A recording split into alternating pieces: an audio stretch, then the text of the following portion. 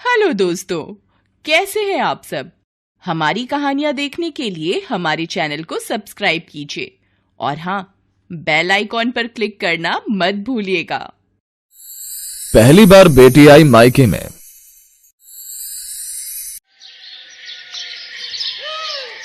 माँ, आप इतना परेशान क्यों हो रही हो? अरे दीदी की शादी को भी सिर्फ 1 महीना हुआ है और आप हैं कितनी परेशान होने लग गई। अरे जब लड़की अपने ससुराल जाती है तो सालों साल बाद आती है, लेकिन तुम तो दीदी से उम्मीद कर रही हो कि वो शादी के दूसरे ही दिन घर आ जाए। बेटा, तू नहीं जानती कि शादी के बाद कितने रिस्क होते हैं। अरे मेरी बेटी एक नए और अनजान परिवार में गई है। वैसे भी शादी के दूसरे दिन पग फेरे की रस्म होती है और बेटियां अपने मायके में आती हैं, लेकिन शादी को 1 महीना हो चुका है पर मेरी बेटी का ना तो कॉल आया है ना ही वो खुद आई है।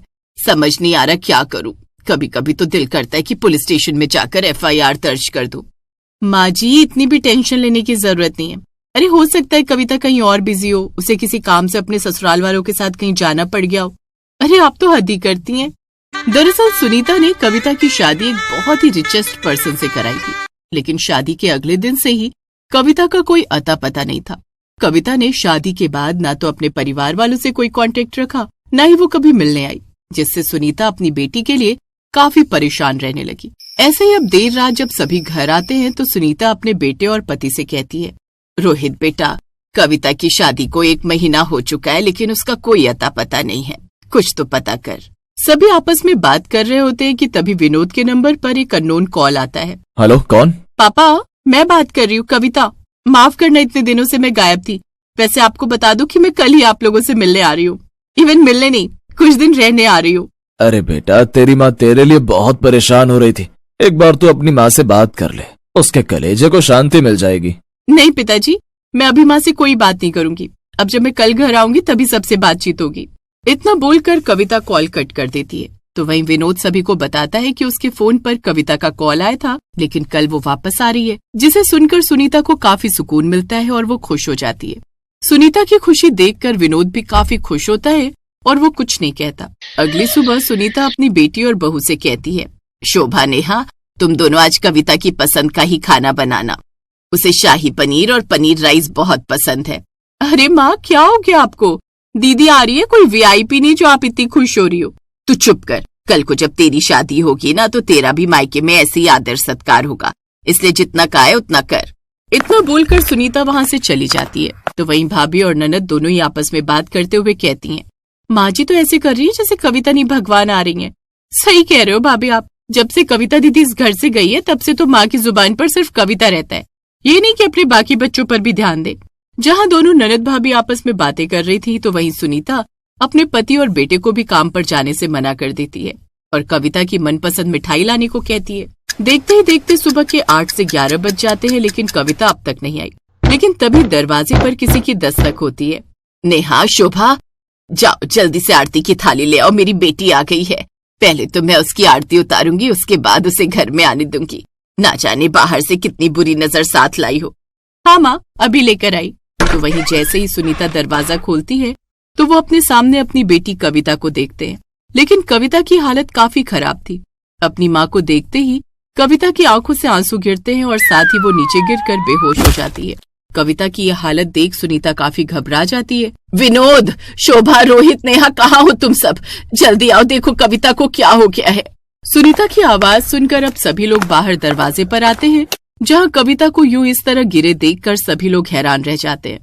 अब जल्दी से रोहित कविता को अंदर सोफे पर लिटाता है और डॉक्टर को बुलाता है।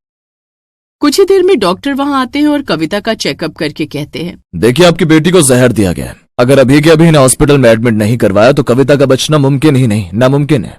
डॉक्टर की बात सुनकर सभी के पैरों तले जमीन खिसक जाती है और अब सभी लोग कविता को तुरंत अस्पताल ले जाते हैं।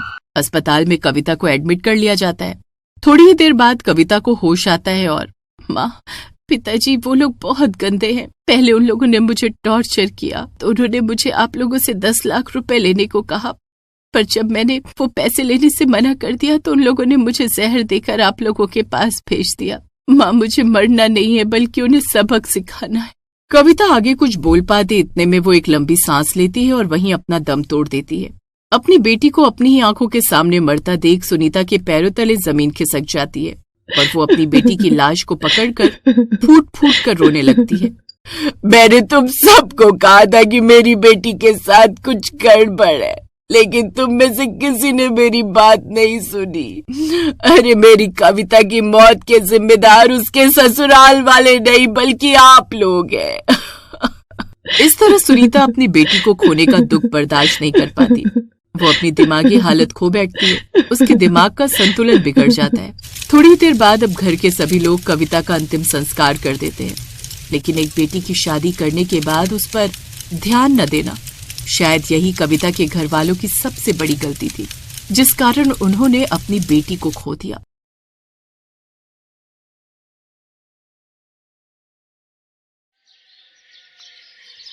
भाभी, हमारे कॉलेज की तरफ से गोवा के लिए एक ट्रिप ऑर्गेनाइज की गई है, जिसके लिए वो हमसे 5,000 रुपए ले रहे हैं। मेरी सभी सहेलियां जा रही हैं। मेरा भी बहुत मन है, प्लीज मुझे जाने दो। हे राम, 5,000 रुपए! इतने में तो मैं महीने भर का राशन भरवा लूं। कोई जरूरत नहीं है कहीं जाने की। चुपचाप से घर पर रहो और घर के कामकाज में मेरी मदद करो। ये लो, जल्दी से इन कपड़ों को प्रेस कर दो। लेकिन भाभी, अभी तो मुझे कॉलेज के लिए देर हो रही है। मैं शाम को आकर सारे कपड़े प्रेस कर दूंगी। अरे, पढ़ लिख के कौन सी तू कलेक्टर बन जाएगी? शादी के बाद चूल्हा चौका ही तो संभालना है। चल, अब जल्दी से सारे कपड़े प्रेस कर दे। इसके बाद बेचारी शिवानी उस दिन कॉलेज न जाकर सभी कपड़ों को प्रेस करने लग जाती है। शिवानी जब 8 साल की थी तभी उसके माता पिता का देहांत हो गया था। वो अपने भैया भाभी के साथ रहती थी।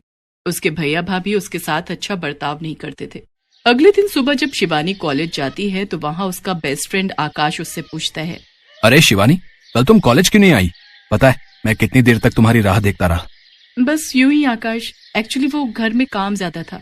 काम ज्यादा था या फिर तुम्हारी भाभी नहीं चाहती थी कि तुम कॉलेज जाओ? हाँ आकाश, दरअसल मेरी भाभी ने मुझे आने नहीं दिया। वो नहीं चाहती कि मैं कॉलेज जाऊं और पढ़ाई करूं। अगर मैं घर पर पढ़ना भी चाहूं तो वो कोई ना कोई बहाना बनाकर मुझे काम में लगा देती है। तो तुम उनकी शिकायत अपने भैया से क्यों नहीं करती? भैया से कहकर कोई फायदा नहीं है। वो भी भाभी की तरह हर समय मुझसे लड़ते रहते हैं। अपनी शादी से पहले तो वो मुझे बहुत प्यार करते थे, लेकिन जब से भाभी उनकी जिंदगी में आई है तब से वो बिल्कुल ही बदल गए। शिवानी का उदास चेहरा देखकर आकाश दुखी हो जाता है, क्योंकि वो शिवानी को दिल ही दिल में बहुत चाहता था। लेकिन शिवानी इस बारे में कुछ नहीं जानती। फिर तभी कॉलेज की बेल बजती है और आकाश हंसते हुए शिवानी से कहता है, अरे जल्दी चलो, त्रिपाठी सर का लेक्चर शुरू होने वाला है। अगर देर हो गई ना तो उनका बर्ताव हमारे लिए खराब हो जाएगा। इसके बाद शिवानी और आकाश जोर जोर से हंसने लगते हैं और लेक्चर अटेंड करने के लिए क्लास में चले जाते हैं। ऐसे ही कुछ दिन बीत जाते हैं। फिर एक दिन आकाश शिवानी को अपनी कार में उसके घर छोड़ने चला जाता है, लेकिन गाड़ी से उतरते हुए नैना उसे देख लेती है और शिवानी के घर पहुंचते ही कहने लगती है, ये कोई वक्त है घर आने का? तुम्हारे अंदर कुछ शर्म बची है या नहीं? भाभी, आप इतना नाराज क्यों हो रही हो? 1 घंटा ही तो लेट हूँ। आप तो ऐसे चिल्ला रही हैं जैसे 2 दिन से कहीं गायब हूँ। मुझसे जुबान लड़ाती हो? अगर आज तुमसे 1 घंटे का हिसाब नहीं लिया ना तो कल से 2-2 दिन भी गायब रहने लगोगी। अब जो मैं पूछ रही हूँ उसका सीधा सीधा जवाब दो। भाभी, कल से मेरे एग्जाम शुरू होने वाले हैं तो लाइब्रेरी में बैठकर पढ़ाई कर रही थी। घर पर तो आप मुझे पढ़ने नहीं देती, किसी न किसी काम में लगाए रखती हैं। अच्छा बेटा, जुबान तो कैंची की तरह चलती है तुम्हारी। आखिर कौन था वो लड़का जो तुम्हें यहाँ छोड़ने आया था? वो मेरे कॉलेज में मेरे साथ ही पढ़ता है। आज पढ़ाई के चक्कर में थोड़ा लेट हो गई थी, इसलिए वो मुझे घर ड्रॉप करने आया था। आजकल बड़े पंख लगे हुए हैं तुम्हारे। आज किसी के साथ रात को घर आई हो, कल किसी के साथ शादी करके आ जाओगी, तो क्या इज्जत रह जाएगी हमारी? आने दो तुम्हारे भैया को, उन्हें भी तो पता चले क्या गुल खिला रही है उनकी बहना। शिवानी नैना को समझाने की बहुत कोशिश करती है कि जैसा वो सोच रही है ऐसा कुछ भी नहीं है, लेकिन नैना शिवानी की एक नहीं सुनती और अपने पति मयंक के घर आते ही शिवानी के खिलाफ उसके कान भर देती है। अगली सुबह शिवानी जैसे ही तैयार होकर कॉलेज के लिए निकलने लगती है, तभी मयंक उसे रोकते हुए कहता है, शिवानी, आज से तुम कॉलेज नहीं जाओगी। लेकिन क्यों भैया, आज तो मेरा एग्जाम है। अरे बहुत कर ली तुमने पढ़ाई, अब घर पर रहकर घर के कामकाज सीखो। इससे पहले कि तुम हमें कहीं मुंह दिखाने लायक नहीं छोड़ो, उससे पहले ही हम तुम्हारी शादी कर देंगे। शादी? इतनी जल्दी भैया? नहीं भैया, जब तक मैं पढ़ाई पूरी नहीं कर लेती तब तक मैं शादी नहीं करूंगी। शिवानी, तुम्हें पता है ना, मैंने एक बार जो फैसला ले लिया सो ले लिया। कल शाम तुम्हें देखने लड़के वाले आ रहे हैं, तुम तैयार रहना, हम जल्द ही तुम्हारी शादी कर देंगे। शिवानी अपने भाई को समझाने की बहुत कोशिश करती है, लेकिन मयंक उसकी बिल्कुल नहीं सुनता। और उधर कॉलेज में बैठा आकाश कब से शिवानी की राह देख रहा होता है। एग्जामिनेशन हॉल में शिवानी के न आने के कारण आकाश भी वहां से बिना पेपर दिए ही चला जाता है। एग्जाम खत्म होने के बाद शिवानी और आकाश की दोस्त निधि आकाश के पास आकर बैठती है और उससे कहती है, आकाश तुम पागल हो गए हो क्या जो बिना पेपर दिए आ गए? निधि यार, आज शिवानी कॉलेज नहीं आई, मुझे कुछ ठीक नहीं लग रहा। क्या तुम उसके घर जाकर पता कर सकती हो कि आखिर बात क्या है? हाँ, क्यों नहीं, चली जाऊंगी मैं, लेकिन ये तो बताओ जब तुम शिवानी से इतना प्यार करते हो तो उसे बोल क्यों नहीं देते? हाँ, तुम सही कह रही हो। अच्छा, उसको जाकर बोलना कि कल सुबह मुझे पहाड़ी वाले मंदिर पर मिले। इसके बाद निधि सीधा शिवानी के घर जाती है और उसे आकाश का मैसेज दे देती है। अगले दिन सुबह शिवानी आकाश से जाकर मंदिर में मिलती है और रोते हुए उससे कहती है, आकाश, मेरे भैया भाभी जबरदस्ती मेरी शादी एक अनपढ़ तलाकशुदा मर्द के साथ कर रहे हैं और तो और उसके 2 बच्चे भी हैं। क्या? लेकिन वो ऐसा क्यों कर रहे हैं? क्योंकि उसके पास बहुत पैसे हैं और उन्हें लगता है कि अगर मेरी शादी अमीर घर में हो जाएगी तो उन्हें भी किसी चीज की कमी नहीं होगी। निधि ने मुझे सब बता दिया है और अब इस दलदल से निकलने का सिर्फ एक ही रास्ता है कि तुम अपने भैया भाभी का घर छोड़ दो। लेकिन फिर मैं कहाँ जाऊंगी? भैया के अलावा इस दुनिया में मेरा है ही कौन? तुम मेरे घर चलो शिवानी, मैं सच कह रहा हूँ, मैं तुम्हें कभी किसी चीज की कमी नहीं होने दूंगा। लेकिन आकाश, तुम्हारे घर पर इस तरह रहना लोग क्या कहेंगे? तुम्हारे घर वाले क्या सोचेंगे? नहीं, मुझे ठीक नहीं लग रहा। शिवानी, आज हम मंदिर में खड़े हैं और मैं भगवान के सामने तुमसे कुछ भी झूठ नहीं कहूंगा। मैं तुम्हें बहुत प्यार करता हूँ और जिंदगी भर तुम्हारे साथ रहना चाहता हूँ। क्या तुम मुझसे शादी करोगी? शिवानी, मैं भगवान को साक्षी मानकर उम्र भर तुम्हारा साथ निभाने का वादा करता हूँ। तुम्हें हर हाल में खुश रखूंगा और हमेशा तुम्हारा साथ दूंगा। आकाश की बात सुनते ही शिवानी दंग रह जाती है और कुछ कह पाती उससे पहले ही आकाश कुमकुम उठाता है और उससे शिवानी की मांग भर देता है। आकाश की बातों ने शिवानी का मन भी जीत लिया। शायद उसे जिंदगी में पहली बार किसी ने इतना प्यार दिया था और वो राजी खुशी आकाश के साथ मंदिर में अग्नि को साक्षी मानकर शादी कर लेती है। शादी करने के फौरन बाद शिवानी आकाश के साथ अपने घर पहुंचती है तो उसकी भाभी उसको देखते ही जोर जोर से छाती पीटने लगी। हाय राम, ये क्या कर डाला इस लड़की ने, हमें कहीं मुंह दिखाने लायक नहीं छोड़ा। जिस बात का डर था वही हुआ, इस लड़की ने हमारे मुंह पर कालिक पोत दी। अच्छा, जब तुम पैसों की खातिर मेरी उस तलाकशुदा बच्चों के पिता से शादी करवाने जा रहे थे तब कुछ नहीं, और अगर मैंने अपनी पसंद के लड़के से शादी कर ली तो तुम्हारी खानदान की इज्जत मिट्टी में मिल गई। शिवानी, ये तुमने अच्छा नहीं किया। अब निकल जाओ मेरे घर से और फिर कभी मुझे अपनी शक्ल भी मत दिखाना। आज से तुम हमारे लिए मर गई। मर तो मैं आपके लिए उसी दिन गई थी भैया जिस दिन भाभी ब्याह कर इस घर में आई थी। बस ये बात कहने में आपको कई साल लग गए। इसके बाद आकाश शिवानी को अपने घर लेकर जा रहा होता है।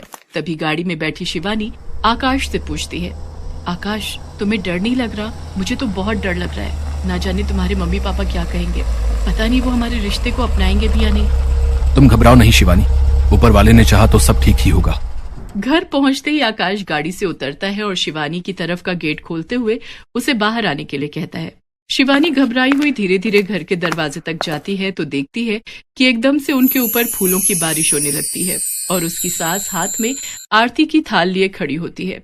शिवानी ये सब देखकर दंग रह जाती है। आकाश के मम्मी पापा ने बहुत ही अच्छे से शिवानी का स्वागत किया और तोहफे के रूप में उसे सोने के गहने भी दिए।